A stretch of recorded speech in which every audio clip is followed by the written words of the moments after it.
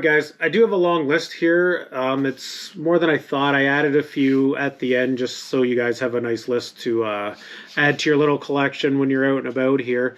We're going to jump right into it because it is long. Alright guys, first one on the list, Legend of Zelda. This is a gold cart, so you can't really miss it. You'll see it from time to time out in the wild or at flea markets or whatnot. This one I would expect to get around $50 for, give or take. Not a huge cart. If it's complete, obviously you're going to get more. And I would like to add that some is going to be complete and some will be loose, and it is what it is. The next one is Metroid. Huge franchise for Nintendo. The carts have really gone up in price on the NES for some of these games. I'm actually shocked, guys, from what I was looking at this morning. Not quite what I remember from a year ago. So this is good for me to do a refresher, and probably you guys too. But anyways, if you can find one that's somewhat complete, you're going to be looking at 150 bucks, which is pretty good, honestly, for this. I mean, it's a pretty common game, so you will see it. Next one is a classic, Donkey Kong 3. You can expect to get around $50 for this, guys.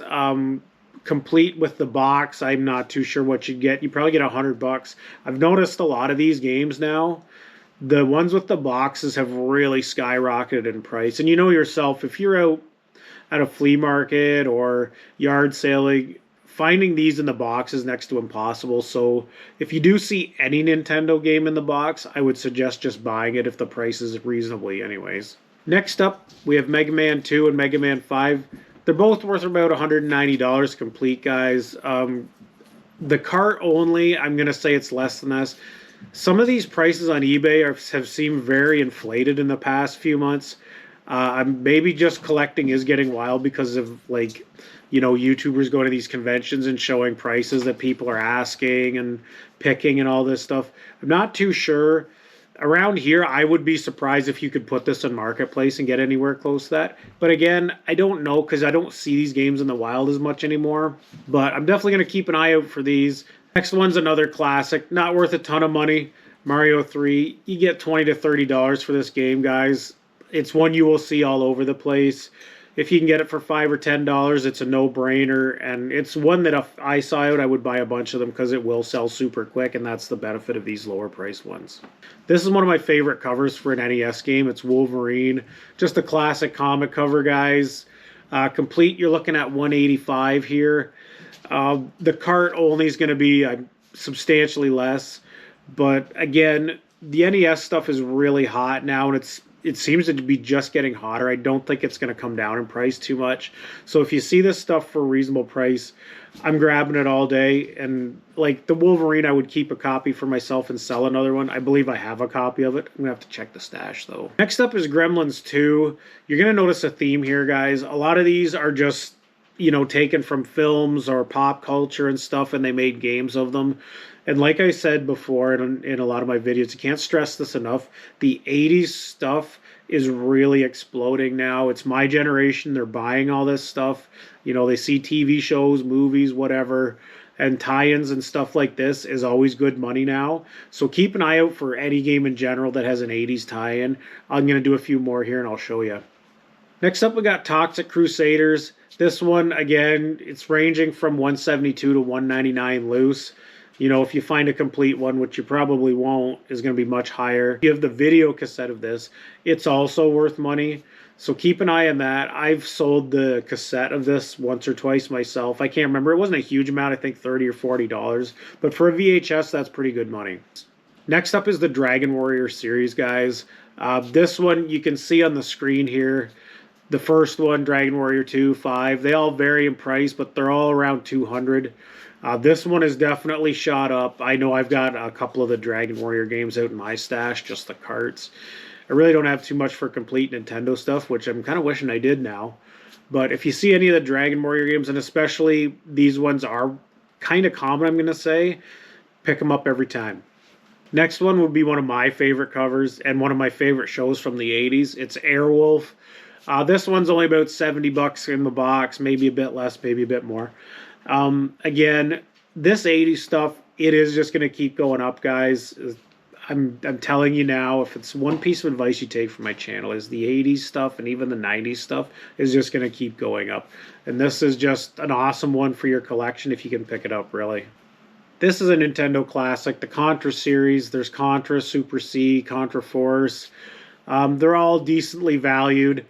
Again, these carts are just getting crazy. Like, they're not even in good shape, as you can see on the screen here, and they've gotten 185 bucks for, all the different ones, which I am honestly shocked. I did not know that these have went up in price this much. So I'm going to do some digging on Nintendo stuff further for myself and for this summer. Here's a flashback from the 80s. Nightmare on Elm Street. Again, movie tie-in. Really gone up in value. You can find these ones out in the wild. They're not that uncommon. As you can see on the screen here, 114 for a nice one. This guy got 128 for the cart only, and it's torn to crap, which I'm really surprised. But anyways, if you want a game that you can pick up and you know is going to be worth over 100 bucks, pretty much no matter what condition it's in, Nightmare on Elm Street. Next one is a classic that I played the crap out of with one of my friends when I was in public school, Metal Gear. This game used to piss me off, I'm not going to lie, doing all the stealth stuff, and then you'd alert the guys and they'd kill you, and it seemed very difficult for me back then. I don't know, I probably was just terrible at video games. It is what it is. But again, this one is a very common one, and it's still over 100 bucks, guys, so yeah, definitely pick it up. Classic franchise, Final Fantasy, obviously. Around 140, 150 complete. Cart, I'm going to say, is probably over $100 now, guys. This is one you will see everywhere.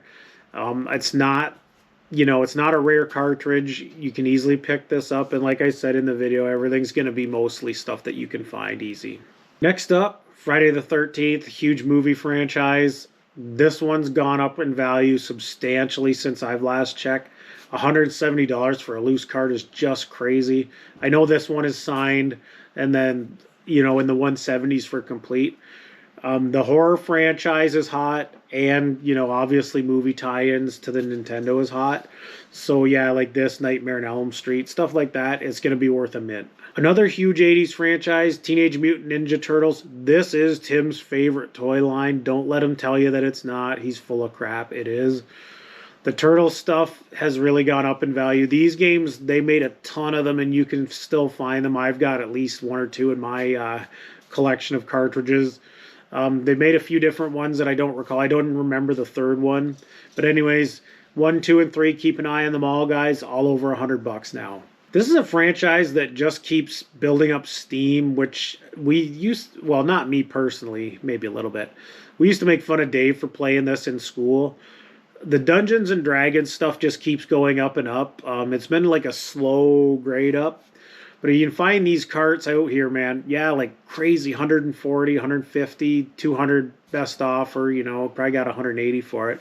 If you see the D&D carts, pick them up. This one's ballooned in the past couple of years.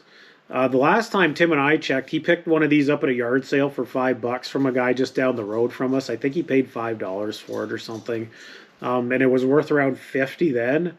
As you can see now, it's worth 136. Absolutely bonkers for this stuff. They made millions of these games, and they sold millions of them. But anyways, Punch-Out's hot. Pick it. All right, next is a classic, Dr. Mario. I'm going to say you're probably going to get 50 for a loose cart. Complete, 70, a little bit more. This is a game you'll easily find, guys. They made millions of these, and it's not like it's a rare game by any stretch. And then on that note, the last, and I'm going to say this is probably one of my favorite covers for the NES.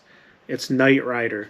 This is just one of those 80s shows. It's so kitschy now and cool. The theme music was cool. It had Mr. Feeney as the voice. I honestly, I love Knight Rider. And when I watch them now, they're horrible, obviously, on TV, but it's still cool. This one, 107, 109, 143. Just for pricing wise, last year, a store was going at a sale, one of our local stores. I picked up Knight Rider in the box with the manual complete, and I think I paid $35 for it. Now, this guy had it marked down, had it half price, so I think he probably was asking $70, which would have been retail at the time for that. So you can see how these prices have ballooned and all this stuff. It's probably, the copy I got is pretty much mint, so I'm going to say it's probably on the high end of this, like, $120, $130 maybe.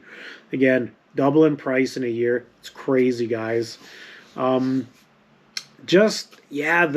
Nintendo stuff, and I've noticed with the Sega stuff, it's also just started to skyrocket. I know this stuff is getting old, but they made so much of it. It's like the GI Joe stuff. They made tons of this stuff, and it's still worth a crazy amount, guys. So I guess it doesn't matter. Rarity and stuff is kind of out the door now for some things, apparently, for collecting. I'm gonna leave it on that note. The games for the NES, honestly, if you ever just see them for $5 or less, just buy them. That's my advice to you.